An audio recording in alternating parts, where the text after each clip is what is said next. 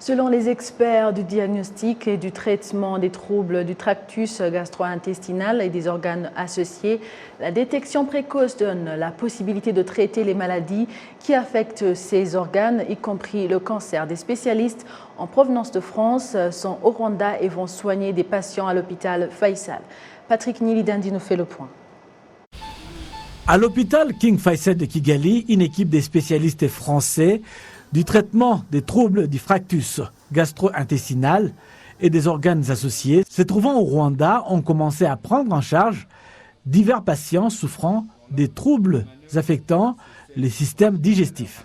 Le tractus gastro-intestinal est la plus grande partie du tube digestif dans le système digestif.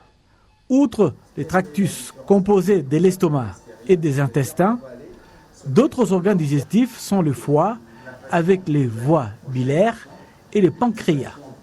Ensemble, tous les organes digestifs sont appelés appareils digestifs.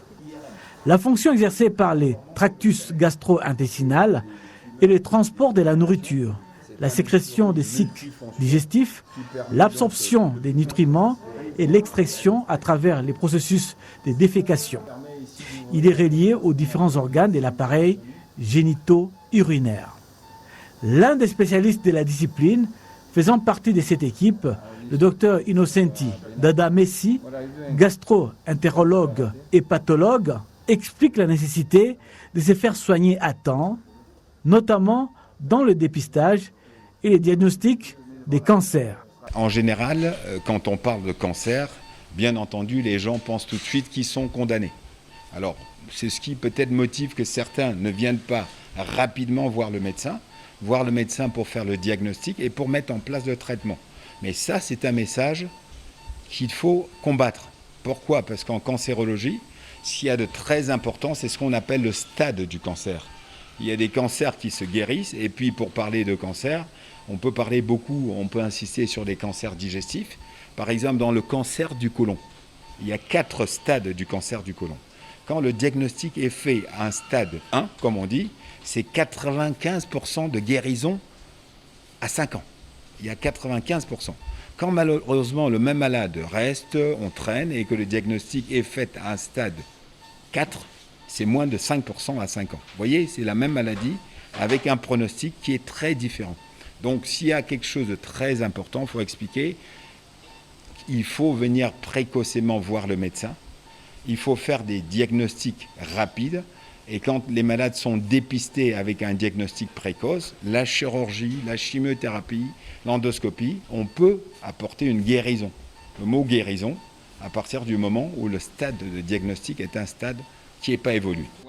Le docteur Innocenti Dada Messi a expliqué également que certains types de cancers sont héréditaires et qu'il est préférable que les gens se fassent dépister s'ils ont des antécédents familiaux de la maladie. Alors, par exemple, pour le cancer du côlon, on le sait bien. Si dans la famille, vous avez un proche qui a déjà eu un cancer du côlon, on sait qu'à partir de 45-50 ans, il faut faire une coloscopie de dépistage. C'est-à-dire qu'il faut faire un examen alors qu'on ne se plaint de rien. Parce que c'est cet examen qui permet d'éviter l'installation de la maladie. Donc dans chaque cancer, on connaît les facteurs de risque, c'est-à-dire des situations soit de l'environnement, soit de l'alimentation, qui vont favoriser la survenue du cancer. Donc quand on voit le médecin, c'est pour aussi, en fonction de ces facteurs de risque, proposer des examens qui permettent de diagnostiquer précocement. D'autre part, dans ce programme de prise en charge de ces patients atteints de ces troubles, des médecins spécialistes de médecine interne au Rwanda sont également formés à cette thérapie de pointe.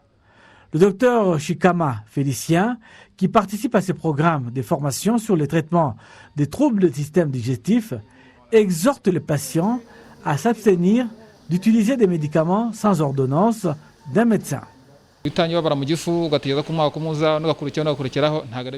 Lorsque vous avez mal à l'estomac et que la douleur dure plus d'1 an, ce n'est pas bon. Chaque fois que vous ressentez une douleur à l'estomac, il est bon de consulter le médecin et de découvrir le vrai problème et d'éviter d'autres problèmes qui peuvent survenir comme le cancer. Notamment les vomissements accompagnés du sang, un signe qu'il y a un organe qui saigne, par exemple l'estomac, ou même dans la gorge, la plupart des temps. Cela peut être causé par des médicaments que vous avez pris, par exemple ces médicaments tels que l'ibuprofène ou les diclofénac. Ce sont les médicaments que les gens utilisent habituellement lorsqu'ils ont des douleurs. Ils les utilisent parfois sans une prescription médicale. Mais ces médicaments ont généralement beaucoup de conséquences, que ce soit sur l'estomac, les reins, et peuvent même provoquer une hypertension artérielle s'ils sont utilisés pendant longtemps.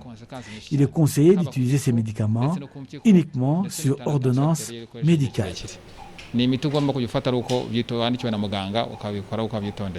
À l'hôpital King Faisal, ce programme de diagnostic et de traitement de nombreux problèmes gastro-intestinaux fonctionne depuis déjà 3 ans.